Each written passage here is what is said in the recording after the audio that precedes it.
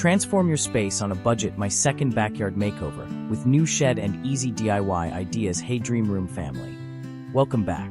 If you're new here, I'm your friendly small space strategist, and today we're starting my second backyard makeover on a real-life budget. This episode is for you if you live with tight corners, rent your place, juggle a bedroom that doubles as a studio, a tiny bathroom that must feel like a spa, a home office crammed into a nook, or a patio that's more problem than oasis. You love natural materials, wood, rattan, terracotta, linen. You prefer fixes you can do in an afternoon, cardboard weed barriers, recycled pavers, simple shelving, smart storage that actually makes weekends easier. And you want a space that looks designed but doesn't demand designer prices. Here's the plan. We'll map the yard's 3 tiers, build a renter-safe 7x7 shed for real storage, carve a clean path, and turn chaos into microzones that work with your routine. I'll show you how to declutter like a designer, control dust and weeds without harsh stuff, and layer style so your outdoor corner feels like an extension of your living room. If practical, beautiful, nature-leaning DIYs are your love language, you're in the right place. Hit subscribe to join the Dream Room crew, and let's begin. Step 1: the honest walkthrough. Seeing your space with fresh eyes. Let's start where every great makeover truly begins, with honesty. Before we add anything new, we need to pause and see what's really working and what's quietly draining your energy. This morning, I walked through my backyard with a cup of coffee, and it struck me how similar our homes are to our minds, part beauty, part chaos. One corner is calm, perfectly staged, like that little nook in your living room you love to show guests. But just a few steps away, there's the messy shelf, the pile of "I'll handle it later" stuff, or the storage box that's been sitting unopened for months. My own backyard has 3 levels, each with its own story. The top patio feels alive, string lights, laughter, the heart of the home. The middle breezeway is my creative zone where I plant, sketch, or just breathe. And then there's the bottom level, the forgotten zone. That's where clutter gathers, the same way it might gather under your desk, or in that corner you keep meaning to fix. So here's your first mission. Take a slow walk through your own space. Don't rush to clean or decorate, just notice.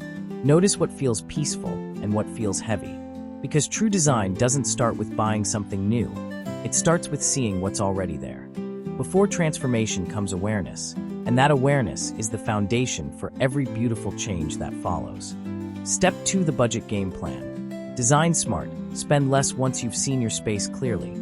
The next step is to create a plan that respects both your vision and your wallet. So many people think design means spending big. But the truth is, creativity thrives under limits. A small budget doesn't mean small results. It means smarter choices. When I started my second backyard makeover, I set 3 golden rules. Rule 1: contain before you improve. Don't buy new decor until you've created a place for what you already own. Whether it's a shed for tools or baskets for your living room, storage comes first. Rule 2: reuse before you replace. Old pots, wooden crates, even cardboard. These can all become part of your design story. Natural textures add warmth and character, and they cost nothing. Rule 3: every addition must reduce future work. That means using mulch to cut down weeding, or choosing furniture you can hose down in minutes. Think of your own home, your desk, your bathroom shelf, your small balcony. What's one thing you could reorganize today without spending a cent? Maybe it's stacking towels by color, or repotting a plant into a container you already have. Design on a budget isn't about buying, it's about re-seeing. And sometimes, the smartest investment you can make is just your time and imagination. Step 3: turning chaos into purpose. Redesigning with intention. Now that you've set your plan, it's time to turn the messy corners into meaningful zones. Every home, big or small, needs flow, a rhythm that quietly guides how you move, work, and rest. My backyard had the same problem most small spaces do. Too much stuff, not enough direction. But here's the secret. When you divide your space by purpose, even a tiny corner feels like a whole new world. Think of your own home. Maybe your dining table doubles as your office, or your bedroom corner stores half your laundry. You don't need a bigger space, you just need clearer zones. Create a focus corner for work with one tidy shelf, or a calm zone in your bedroom with a single plant and soft lighting. In my yard, I reimagined the forgotten lower level into 3 small but intentional zones. A storage corner, a compost corner, and a future cozy nook with a bench. When you stop seeing your clutter as chaos and start seeing it as potential, everything changes. The trick is to give every object a reason to exist. If it doesn't serve a purpose or spark a smile, it doesn't belong. That's how you turn confusion into clarity, and your home into a space that quietly supports the life you want to live. Step 4: the shed solution. Building function that feels like freedom. Once I accepted that clutter was stealing my peace, I knew I needed one thing above all: a home for everything. That's how the idea of the new shed was born. Not as a fancy structure, but as a promise of order. In any space, whether it's your garden, your laundry corner, or that one overfilled closet, storage isn't just practical, it's emotional freedom. When I first saw the 7x7 shed box arrive, I imagined what it could become: a weatherproof haven for tools, extra pots, and forgotten projects. The kind of space that quietly works in the background so your main living areas can breathe again. Think of it as the invisible organizer every small home needs, where chaos goes to rest. You might not have a backyard, but maybe your version of this shed is a tall cabinet in your hallway or a hidden storage ottoman by your bed. The principle is the same: build boundaries for your things. When every item has a home, your mind finally feels spacious too. In the end, a shed isn't just about storage. It's about reclaiming peace, 1 square meter at a time. And that's where any true transformation begins. Step 5: divide and conquer. When to ask for help. Here's something most people never admit: transforming your space alone can be exhausting. I used to think I had to do every project myself to prove it was truly DIY. But sometimes, the smartest move is knowing when to share the workload. During my backyard makeover, I hired a tasker to help level the ground for the shed, and it changed everything. While he handled the heavy lifting, I focused on the creative details, the parts that actually bring me joy. You don't need a big budget to do this. Maybe you ask a friend to help paint a wall, trade tasks with a neighbor, or just involve family for a weekend cleanup. Collaboration doesn't make your project less authentic. It makes it sustainable. The goal isn't to do it all, but to do what matters most to you. In your own home, think of what drains your energy the fastest. Is it moving furniture? Deep cleaning? Assembling something from scratch? Hand off that one task. You'll notice how much lighter you feel when your time goes toward creativity instead of burnout. The truth is, beautiful spaces aren't built by one pair of hands. They're shaped by balance, patience, and teamwork. Step 6: declutter like a designer. Creating space for new energy. Once the groundwork was done, it was time for my favorite part: the cleanse. Not just a cleanup, but a reset. Decluttering is more than tossing things out. It's choosing what gets to stay in your story. I started by creating 4 piles: keep, relocate, donate, and let go. It's the same system I use inside my home, from kitchen drawers to my office shelf. And it always works. As I sorted through old pots, tools, and garden pieces, I realized how many of them had served their time. Some reminded me of early projects that taught me patience. Others were just taking up mental space. The same applies to your indoor corners: the extra vase you never use, the fabric you've outgrown, the pile of cables waiting for someday. By letting go, you're not losing, you're making room for clarity. Here's a little trick. As you declutter, group items by material: wood, glass, clay, or fabric. Natural materials tend to blend beautifully together and give any space a grounded, organic look. Once you've cleared and grouped, pause and breathe. Feel that lightness? That's design energy returning. Because before beauty comes balance, and an uncluttered space always breathes better than a perfect one. Step 7: taming the ground. Simple weed and dust control. With the clutter gone, I could finally see the bones of my backyard, and honestly, they were tired. The ground was dry, uneven, and full of weeds that seemed to laugh at my effort. But here's what I learned. Every surface, whether it's soil, tile, or hardwood floor, needs maintenance that fits your lifestyle, not perfection. In the garden, I used cardboard and a layer of natural wood chips, a renter-friendly trick that costs almost nothing. It keeps weeds away, cools the soil, and even makes the air smell like a forest after rain. Indoors, the same logic applies. Protect what you already have instead of trying to replace it. A woven rug under your desk collects less dust than you think, and a little weekly wipe down can make your space feel brand new. I also started hosing down the paths to reveal their real texture, like pressure washing your thoughts after a long week. Sometimes, beauty isn't about adding things, it's about letting what's already there breathe. And as the dust cleared, I realized the same truth applies to our lives. When you clear the ground beneath your feet, literally or emotionally, you give yourself space to grow again. Step 8: the build. From flat ground to functional beauty. When the foundation was finally ready, the real transformation began: the shed build. Watching it come together piece by piece reminded me that every beautiful space is built the same way, through layers of patience. The panels clicked into place like puzzle pieces, each small effort adding up to something bigger. It wasn't perfect at first. The slope made leveling tricky, but that's the nature of every home project. You don't wait for perfect conditions, you create them. As the frame rose, so did my excitement. This wasn't just storage, it was structure, the backbone of a calmer life. Think of it like adding a closet to your mind.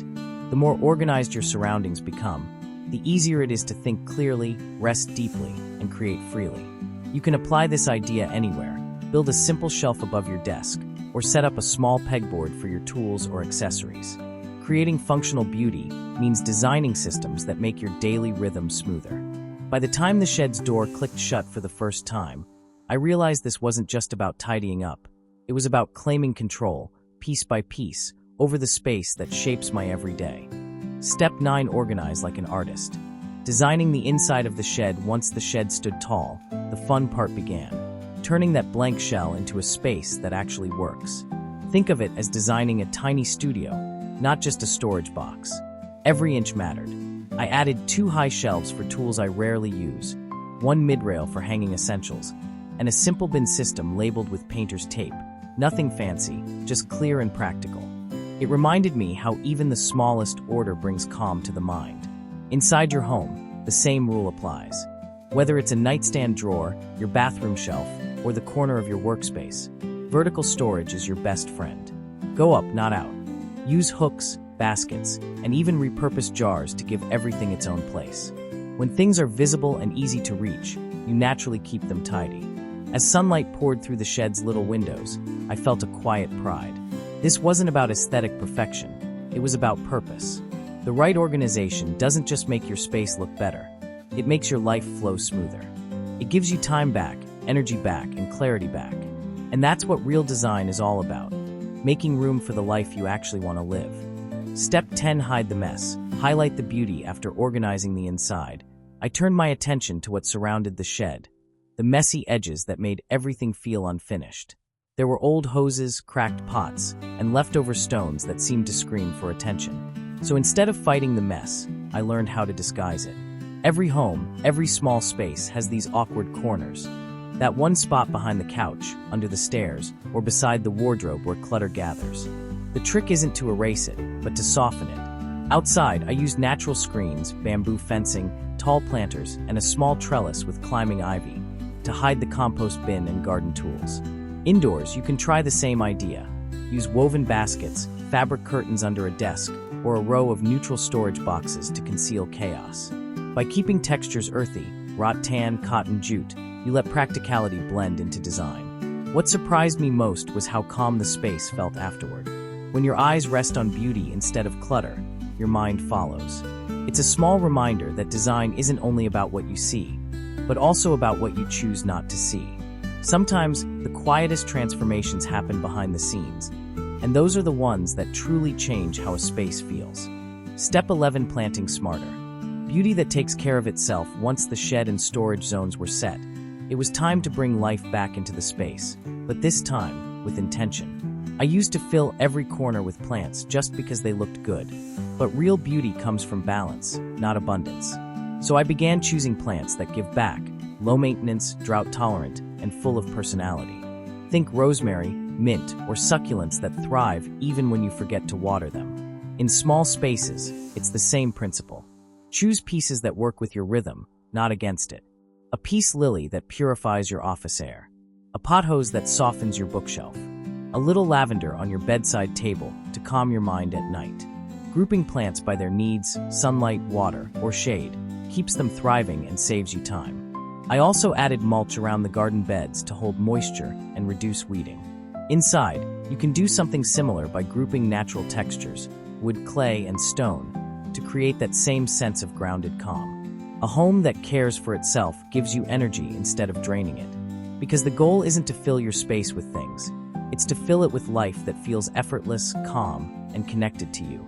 Step 12, the little fixes that change everything. By this point, the yard was taking shape, but something was still missing: ease. Small spaces, whether indoors or out, only feel good when they work for you. So I focused on the little things that quietly transform daily life. In the garden, that meant solving one of my biggest frustrations: watering. I added a simple hose splitter, an extra 25-foot line, and a lightweight coil hose for pots. No fancy system, just smarter reach. Inside your home, the same mindset applies. Maybe it's adding a second power strip under your desk, so cables stop tangling, or placing a basket near the entry for shoes so dirt never spreads. These aren't dramatic changes, but they make your routines smoother, calmer, lighter.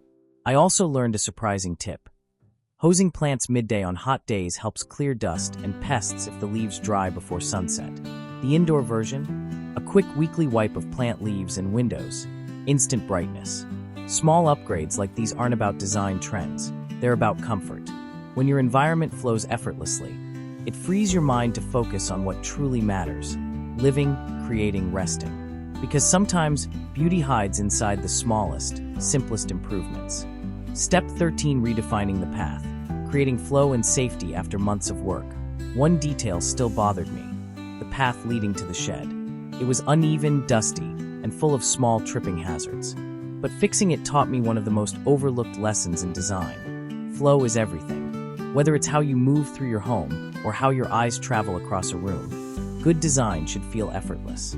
I leveled the ground and added a simple walkway of pea gravel bordered by recycled wood. It wasn't perfect, but it instantly tied the whole backyard together. Suddenly, the space didn't feel like three separate levels. It felt like one continuous story. You can apply this same principle indoors. Lay a small runner from your bedroom to the bathroom, or use a rug to guide the eye from your desk to your reading corner. Paths don't just help you move, they give your space rhythm. I also added solar path lights and a small motion lamp near the shed. At night, it glows softly, welcoming, safe, peaceful. Light is emotional design. It doesn't just brighten a space, it changes how you feel in it. And when your surroundings invite you to move with ease and safety, you know your space isn't just decorated. It's alive, breathing, and truly yours. Step 14, style layering. From backyard to garden studio, once the structure, flow, and function were in place, it was time for the magic touch, the personality layer. Style isn't about copying trends. It's about translating you into your surroundings. I wanted the backyard to feel like an outdoor extension of my living room, so I leaned into textures that felt calm and real: aged terracotta pots, woven baskets, and softwood tones that matched the furniture inside my home. In small spaces, consistency is the secret to harmony. Pick 2 or 3 base materials, like wood, wrought tan, and linen, and let them repeat throughout the room. It tricks the eye into feeling spacious, even when the area is compact. I added a small wooden bench near the shed, hung a few garden tools that looked too beautiful to hide, and created a mini vignette with herbs and clay pots. Instantly, the space felt curated instead of crowded. You can do the same indoors. Style your nightstand like a cafe table with a book, a candle, and a small plant. Or turn your workspace into a cozy studio with a neutral palette and one bold accent piece. True design isn't about filling space. It's about creating moments that make you feel something every time you walk by. Step 15, quick wins. You can try this weekend after weeks of transforming the backyard. I realized that progress doesn't always need to be grand. It just needs to be visible. Sometimes, the smallest wins give you the biggest motivation. That's why I started breaking big makeovers into tiny, doable steps. It's a mindset shift that works whether you're fixing a garden, organizing a home office, or reimagining your bedroom. Start with Hour 1, declutter. Make those 4 piles: keep, relocate, donate, and let go. Hour 2, refresh your floor or path. Indoors, that could mean shaking out rugs or laying down a mat. Hour 3, vertical storage. Add a shelf, install hooks, or hang a pegboard. Hour 4, repot a plant, rearrange books by color, or swap your throw pillows for a softer palette. These little actions create momentum, the kind that quietly builds confidence. Each step says, I'm capable of change. And when you see a difference after just one afternoon, it lights a spark that carries into bigger projects. That's the secret to home transformation. It doesn't happen overnight. It happens hour by hour, with patience, creativity, and a little love for the place you call home. Step 16, embracing the during. Finding beauty in progress. Here's something I wish more people understood. Your space doesn't need to be finished to be beautiful. The world shows us endless before and afters. But the truth is, the real magic lives in the middle. The half-painted wall, the half-filled shelf, the tiny victories that slowly add up. That's where personality grows. When I looked around the backyard mid-project, dirt still on my shoes, leaves everywhere, I realized how peaceful it felt to be in motion, not done. Every rake stroke, every adjustment was proof of care. The same goes for your home. Maybe your living room isn't fully styled yet, or your workspace still feels improvised. That's okay. Spaces evolve as we do. Try celebrating the in-between moments. Light a candle in your half-finished corner. Sit in the chair you just moved and enjoy how the light hits differently. That's design therapy, finding calm in the ongoing process. Because home isn't a static picture, it's a living relationship with your environment. Progress is beauty in disguise. And when you learn to love that stage, you stop chasing perfection and start creating with joy, patience, and purpose. Step 17, lessons learned. What I'd do differently next time. Every project teaches you something, and this one was no exception. Looking back at my second backyard makeover, I realized that mistakes aren't setbacks, they're blueprints for better design. The first lesson? Don't rush the layout. I once placed a garden bed right in the center of a walkway because it looked balanced on paper. In reality, it blocked the flow. In small spaces, whether it's your living room or a studio apartment, function always beats symmetry. Let movement guide placement. The second lesson was about storage.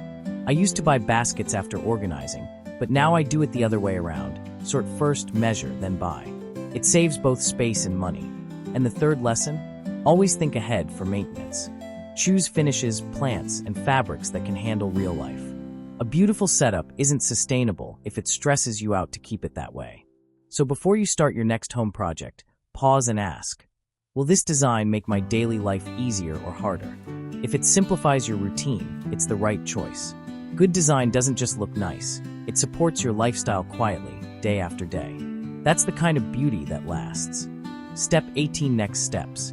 Building momentum beyond the makeover. After finishing the shed and redefining each corner, I realized the project wasn't ending. It was simply evolving. Design isn't a one-time event. It's a rhythm, a gentle cycle of improvement that keeps your space alive. So instead of rushing to finish, I planned small, meaningful updates that keep the energy flowing. For the yard, that means adding a tiny gravel ramp to make the path smoother, installing a line of solar lights for warmth, and repositioning 2 raised beds to open up space for future seating. Indoors, your next step might be something similar. Swapping harsh lights for warm ones, moving a desk closer to the window, or adding a soft rug that grounds your entire room. These tweaks aren't about decoration, they're about connection. They keep you curious, engaged, and proud of where you live. A well-loved home isn't perfect. It's in conversation with you, changing as you grow. So, as we close this chapter, remember, progress is contagious. Every small improvement inspires another. Keep adjusting, keep refining, and let your home, your garden, your room, your sanctuary become a living reflection of who you are and who you're becoming. Final reflection: progress, presence, and peace at home. As I stood back and looked at the finished backyard, I realized this makeover wasn't really about building a shed or pulling weeds. It was about rediscovering connection. Every project, every inch of soil turned, every item decluttered reminded me that creating a beautiful home isn't about perfection. It's about presence. It's about slowing down long enough to notice how your space makes you feel, and then shaping it to support that feeling every single day. Whether you're reworking your garden, refreshing your bathroom, or styling a small bedroom corner, remember this: design is self-care disguised as creativity. Every time you hang a shelf, move a plant, or light a candle, you're not just decorating, you're grounding yourself. So take a deep breath, look around, and find one small thing you can do today to make your space love you back. Maybe it's folding that blanket neatly, clearing your desk, or stepping outside to breathe fresh air. If this episode inspired you, tell me in the comments what part of your home you'll tackle next. And don't forget to subscribe to Dream Room for more ideas, real-life transformations, and calming inspiration to help you build the sanctuary you deserve, one beautiful step at a time.